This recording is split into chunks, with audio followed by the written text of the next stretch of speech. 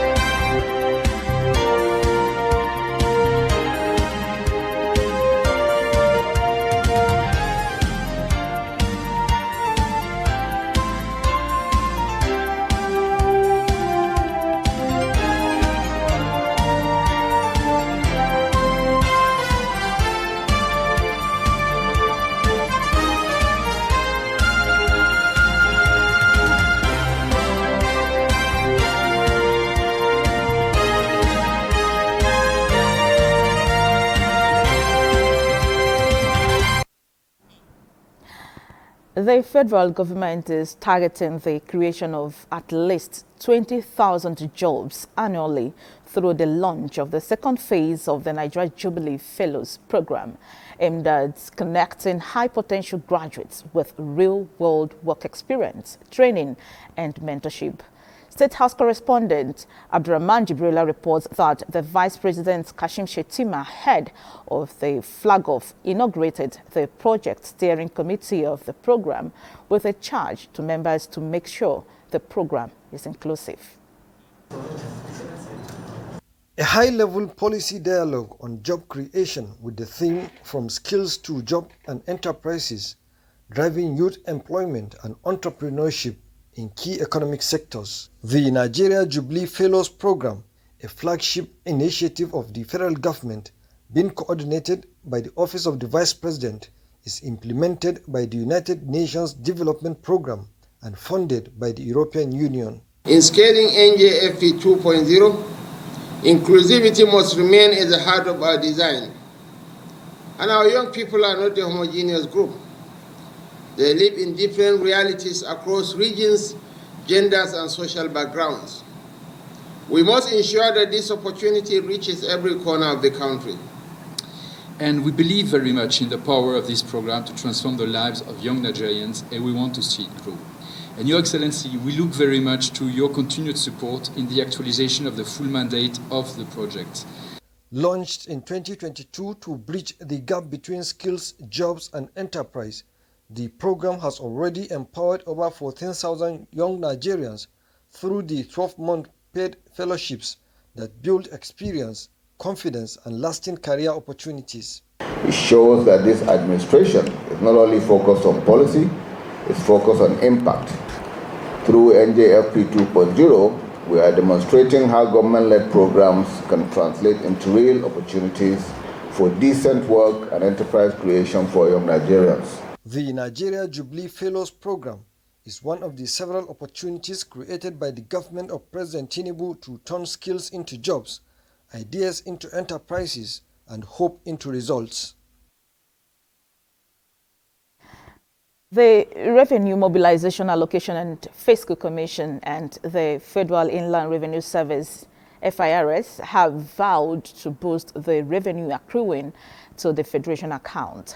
The two agencies made the commitment during the formal inauguration of the engaged consultants for the revenue recovery exercise. Chairman of the Revenue Mobilization Allocation and Fiscal Commission, Dr. Mohammed Bello Shehu, reaffirmed the Commission's determination to strengthen Nigeria's fiscal governance and ensure that all revenues due to the Federation are fully accounted for and remitted into the Federation account. He explained that the engagement of consultants was a strategic initiative aimed at plunging revenue leakages, enhancing transparency and boosting the fiscal capacity of the 3 tiers of government in alignment with the renewed hope agenda of President Bola Ahmed Tinubu. The inauguration marks a significant milestone in the Commission's ongoing efforts to enhance interagency collaboration, improve accountability, and maximize revenue generation for the collective benefit of the Federation.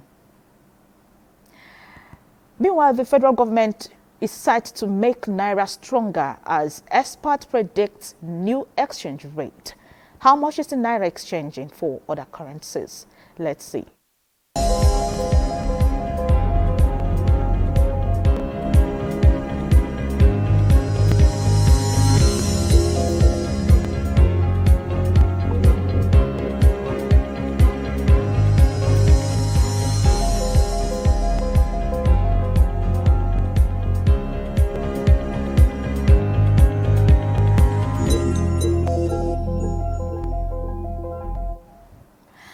The National Bureau of Statistics (NBS) is reaffirming its commitment to producing reliable and timely data for national planning and development, which highlights the critical role of data in shaping evidence-based policies and fostering sustainable growth. Musa Abubakar reports. It's not just another day on the calendar. It's a day dedicated to the heartbeat of development, data. Thank you very much. A round of applause for yourselves, please. The NBS headquarters in Abuja is a celebration of truth through numbers, bringing together policymakers, researchers, partners, and citizens who believe that good governance begins with good data. From poverty mapping to economic forecasting, the Bureau is embracing innovation, transforming raw data into real insight. And quality jobs being at the forefront of many, if not all countries' economic policy decisions and discussions, as well as strategies, quality data remains central to all these discussions. Money supply and foreign exchange reserves. Is the policy working? The numbers must provide the answer. This is how we hold the government accountable for managing the economic pains. Whether it's counting children in schools, tracking jobs created, or measuring inflation, statistics give Nigeria the power to plan, to grow, and to hope. And as the world celebrates World Statistics Day 2025, the call is clear. Count everyone, because everyone counts. Moving on, the Nigerian Communications Commission (NCC) has launched its quarterly public network performance reports aimed at improving transparency, accountability, and consumer experience across the country's telecom industry. Executive Vice Chairman and Chief Executive Officer of the NCC, Aminu Meida, said the initiative marks a shift toward data-driven and open regulation that empowers consumers, investors, and operators alike. He described the reports as a living accountability mechanism, tracking quality of service and quality of experience across networks using large-scale crowdsourced data contributed by users nationwide. According to Meida, the 6 quarterly publications will cover national network performance, 5G rollout opportunities, device adoption, technology mix, and comparative service assessments. In Nigeria's farmlands, a quiet revolution is sprouting, one where codes meet crops. As climate change challenges traditional farming, young tech innovators are bringing artificial intelligence into the soil, helping farmers predict, preserve, and produce more than ever before. Justin Bem Uyi has the details.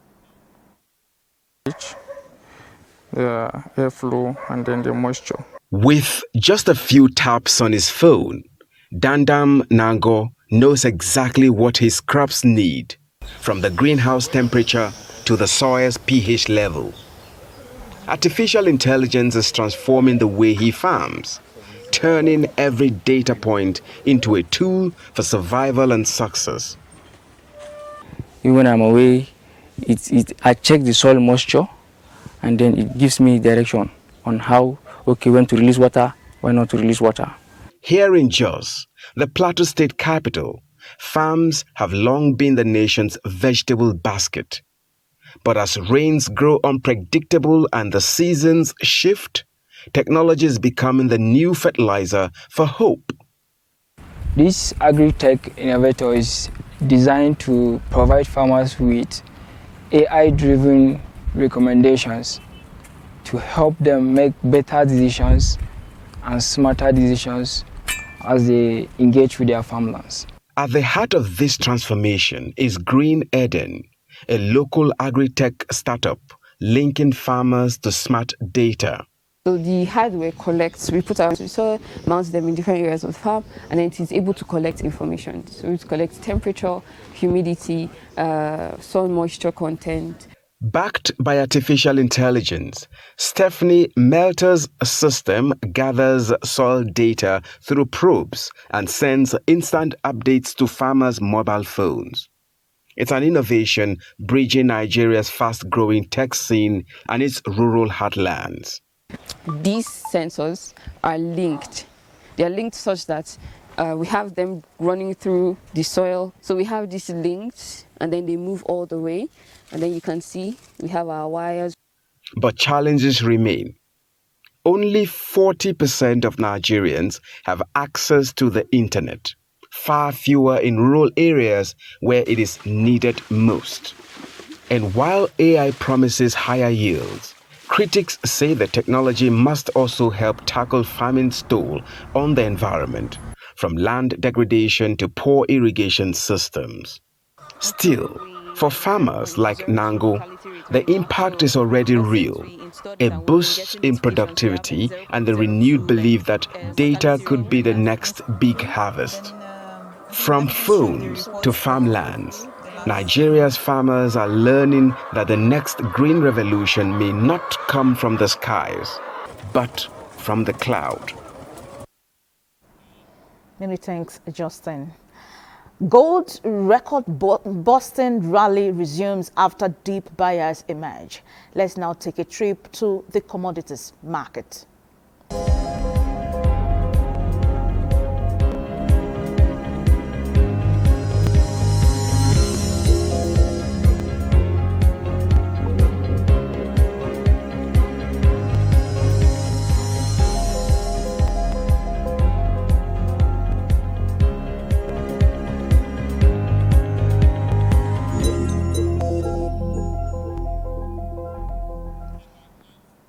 South Korea's Kospi index jumped more than 2% Tuesday to hit a sixth consecutive record high, building on a rally spurred by optimism around an impending trade deal with the U.S.